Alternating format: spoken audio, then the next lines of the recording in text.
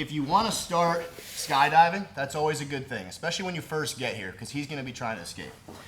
But we're going to have Craig here. He's tight with his frames. I need to cross face him, and the first thing that's important about this is that your cross face is palm down.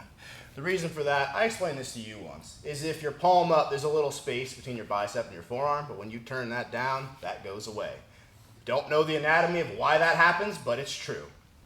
So whenever you've got your cross face, palm down.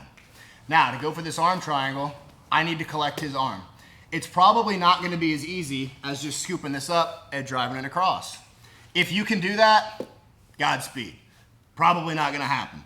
So what you're more likely going to have to do is hook underneath his elbow and spider walk your hands up. This is great because if he clamps that elbow down, I can just dig my fingers into the mat and then keep going. If he clamps down again, keep getting these little checkpoints, and then I drive this all the way up across his body.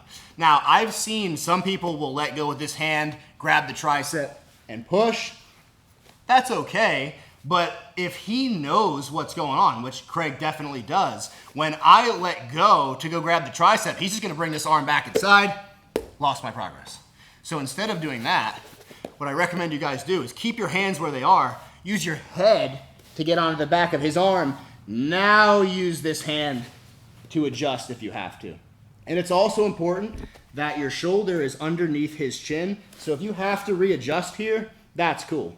Now, I got his arm where I need it to be. If you wanted to finish this from the mounted position, staying here, you can go gable, but would be even better, lock this up, answer the phone. This leg, I need to drop my hip down to the mat, toes digging into the mat. I'm gonna turn in towards Craig and squeeze, and you'll get it from mount. The problem with that is, if I go to lock this up here, and Craig he tries to oompa me over to the left, I don't have any frame, so go for it. Yep, and we end up here, and you might be able to finish it from guard. That's fine, but I'd prefer not to end up in guard. So if you wanted to finish it by dismounting, take this window here.